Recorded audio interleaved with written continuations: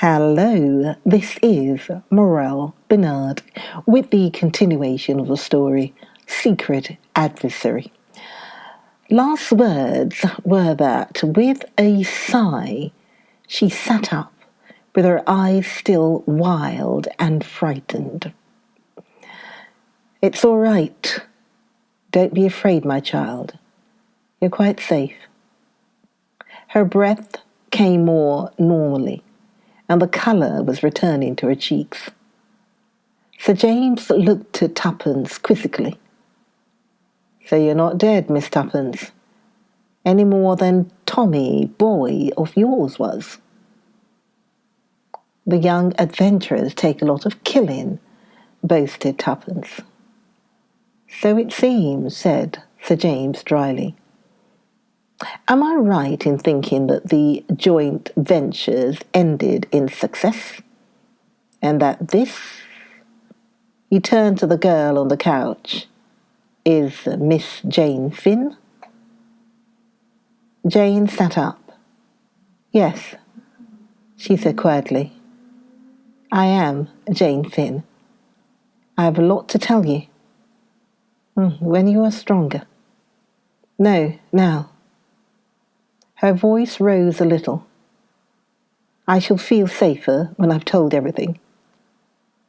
As you please, said the lawyer. He sat down in one of the big armchairs facing the couch. In a low voice, Jay began her story. I came over on the Lusitania to take up a post in Paris. I was fearfully keen about the war and just dying to help somehow or other. I had been studying French, and my teacher said they were wanting help in a hospital in Paris. So I wrote and offered my services, and they were accepted. I hadn't got any folk of my own, so it made it easy to arrange things. When the Lusitania was torpedoed, a man came up to me. I noticed him more than once, and I'd figured it out in my own mind that he was afraid of somebody or something. He asked me if I was a patriotic American and told me he was carrying papers which were just life or death to the Allies. He asked me to take charge of them. I was to watch for an advertisement in the Times. If it didn't appear, I was to take them to the American ambassador. Most of what followed seems like a nightmare still. I see it in my dreams sometimes. I'll hurry over that part. Mr. Danvers had told me to watch out. He might have been shadowed from New York, but he didn't think so.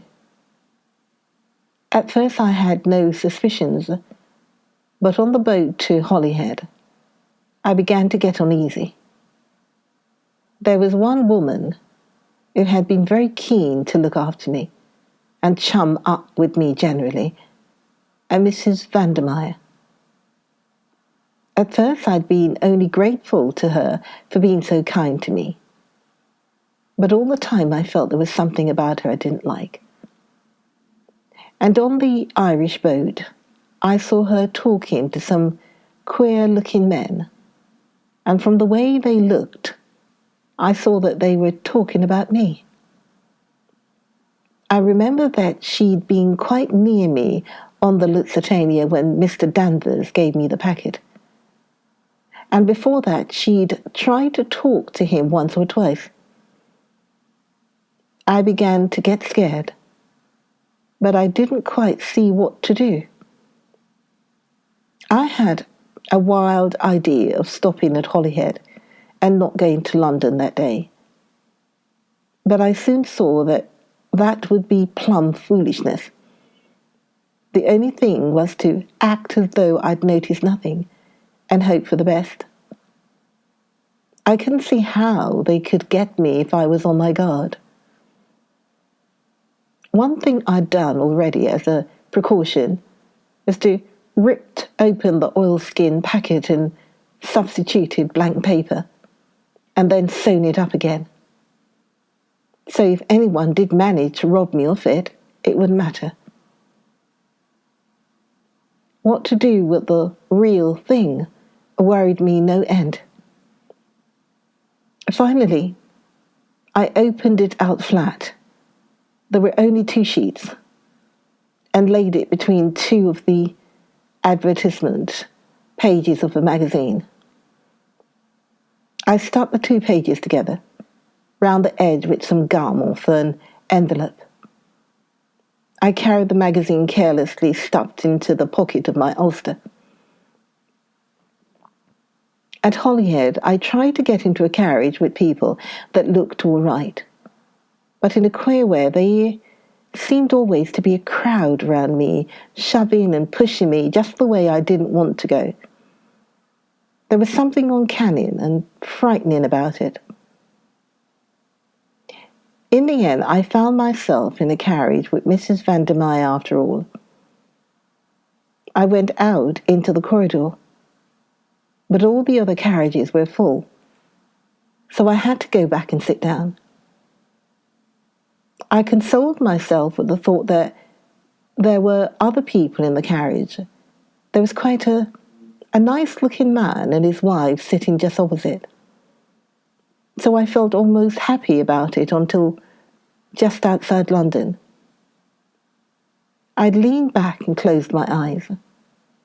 I guess they thought I was asleep, but my eyes weren't quite shut. And suddenly, I saw the nice-looking man get something out of his bag and hand it to Mrs. Vandermeyer. And as he did so, he winked. I can't tell you how that wink sort of froze me through and through. My only thought was to get out in the corridor as quick as ever I could. I got up, trying to look natural and easy.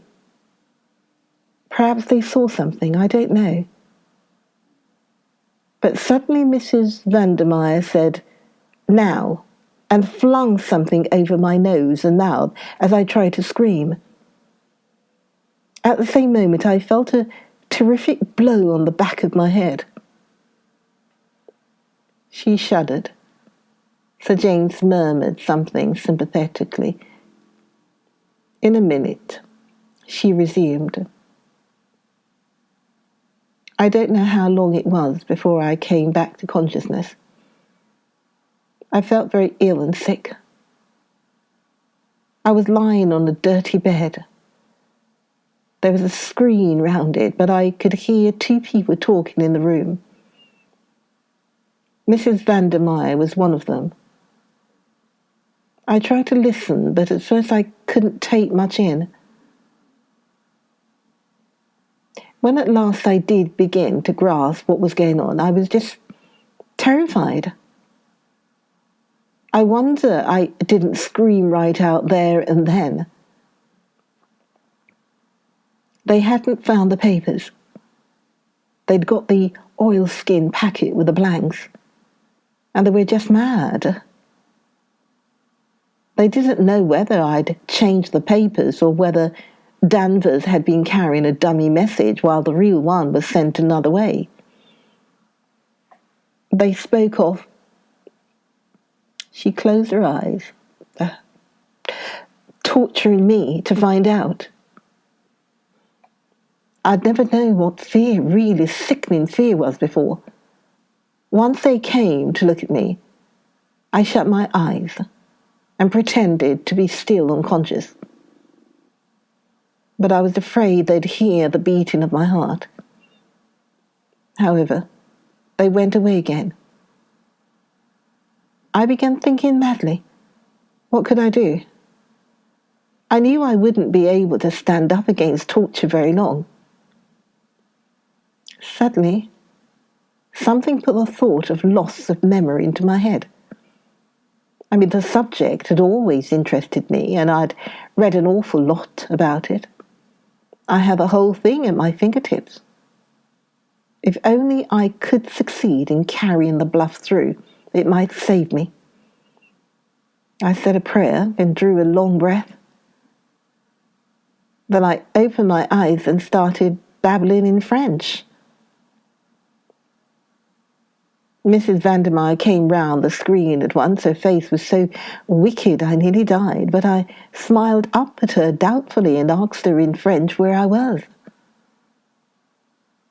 It puzzled her, I could see. She called the man she had been talking to. He stood by the screen with his face in shadow. He spoke to me in French. His voice was very ordinary and quiet, but somehow, I don't know why, he scared me worse than the woman. I felt he'd seen right through me, but I went on playing my part. I asked again where I was, and then went on that there was something I must remember. Only for the moment it was all gone. I worked myself up to be more and more distressed. He asked me my name. I said I didn't know, that I couldn't remember anything at all. Suddenly he caught my wrist and began twisting it. The pain was awful. I screamed. He went on. I screamed and screamed when I managed to shriek out things in French. I don't know how long I could have gone on, but luckily I fainted. The last thing I heard was his voice saying, "That's not bluff." Anyway, a kid of her age wouldn't know enough. I guess he forgot American girls are older for their age than English ones and take more interest in scientific subjects. When I came to it, Mrs. Vandermeer was sweet as honey to me. She'd had her orders, I guess. She spoke to me in French, told me I'd had a shock and been very ill.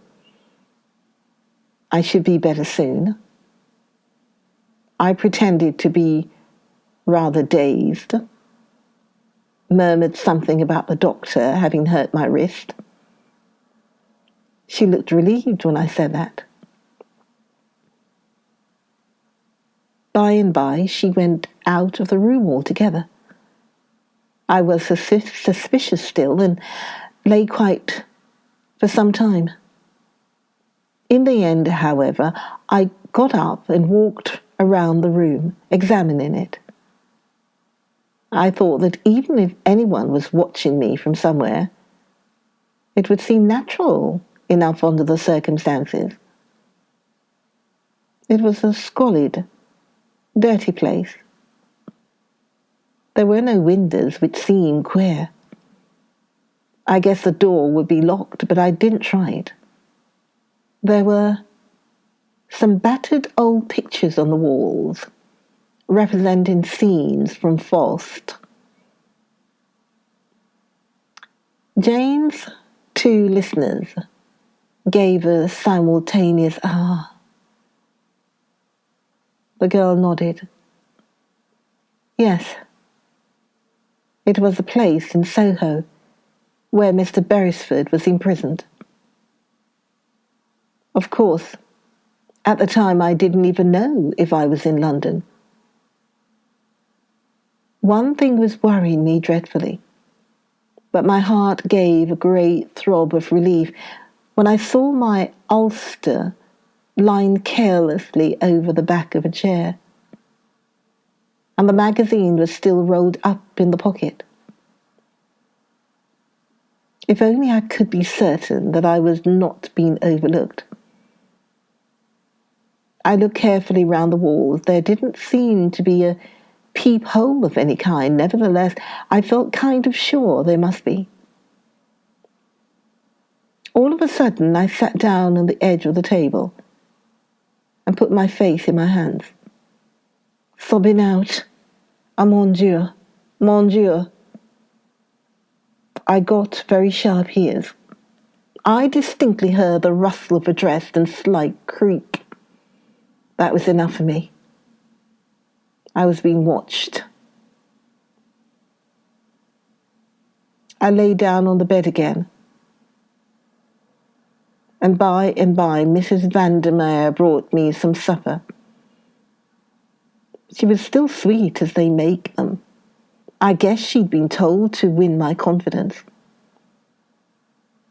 Presently, she produced the oilskin packet and asked me if I recognized it, watching me like a lynx all the time.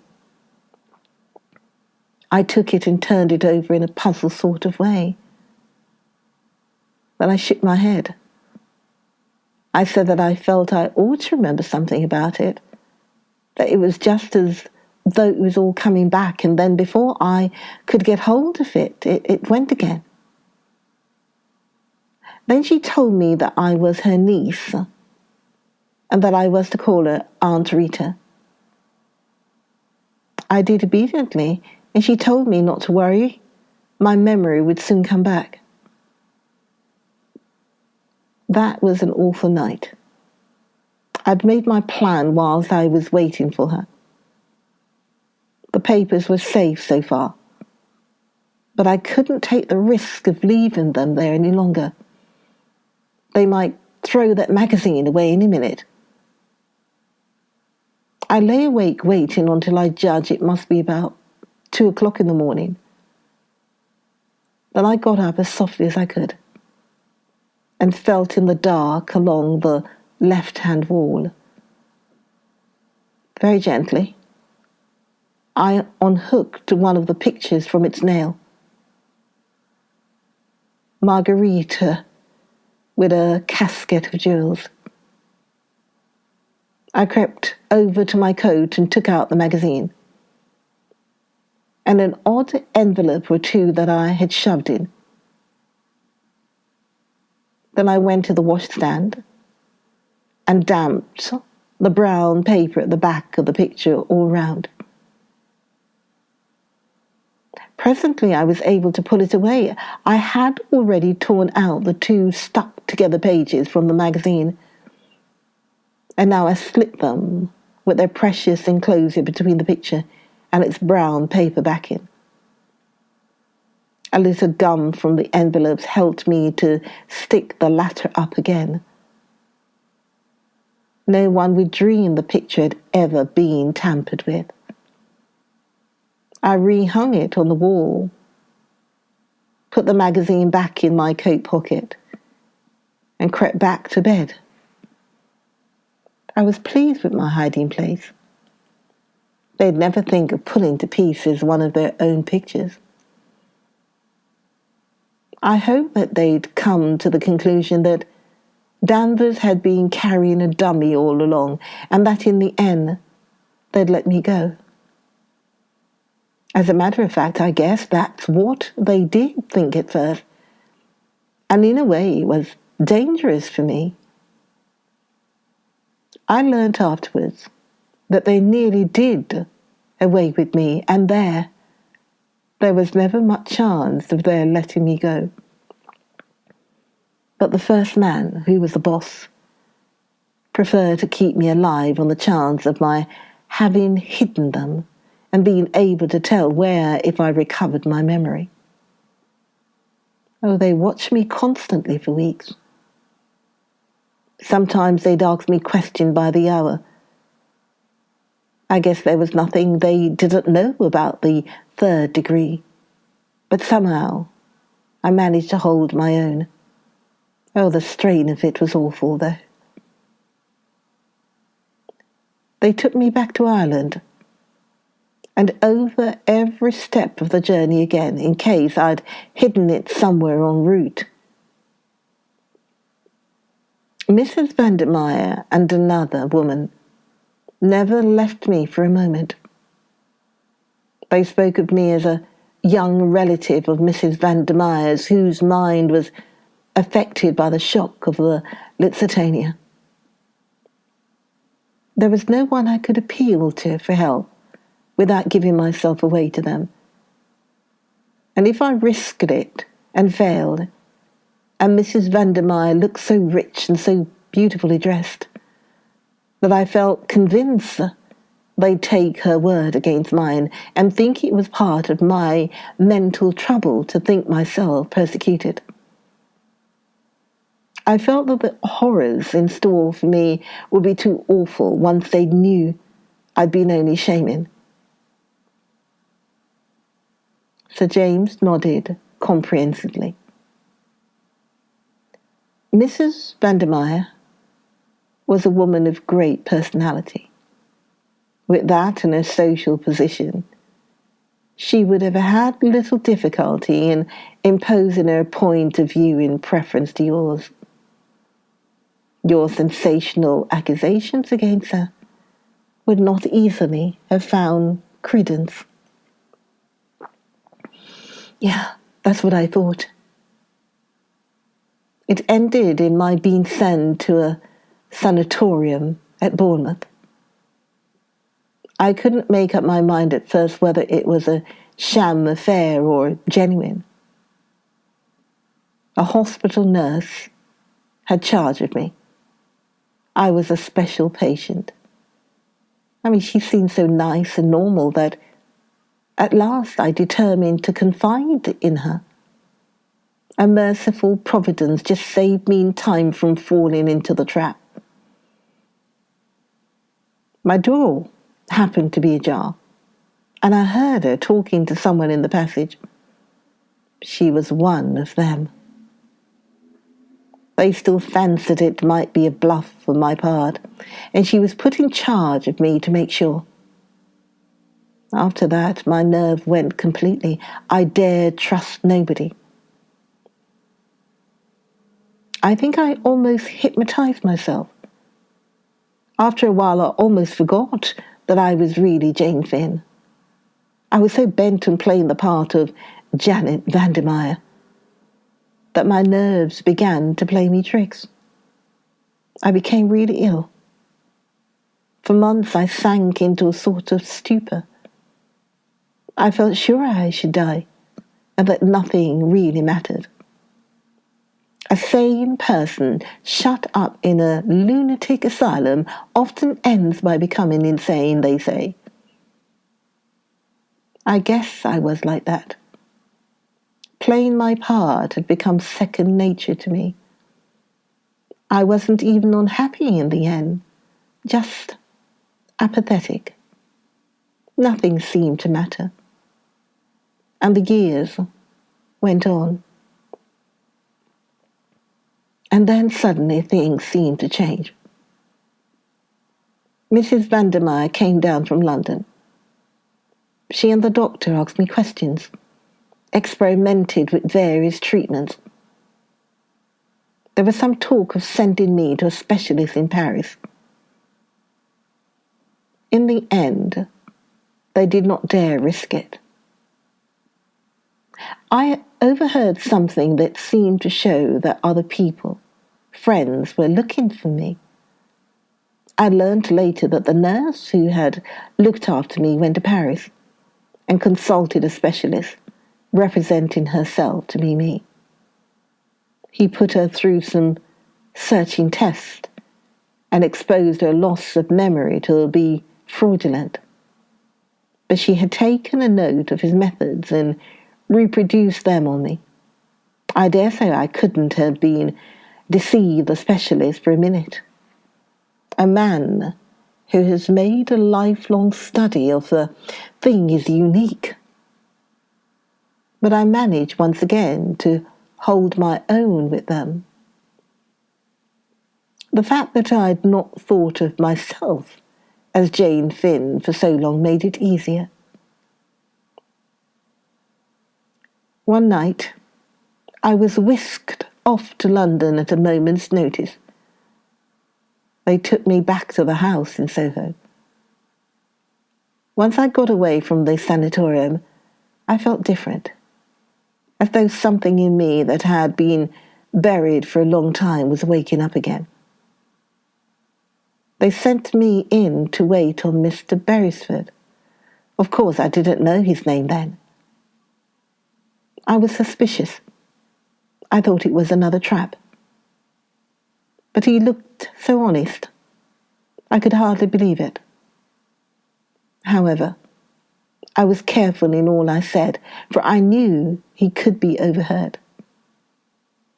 There's a small hole, high up in the wall. But on the Sunday afternoon, a message was brought to the house. They were all very disturbed.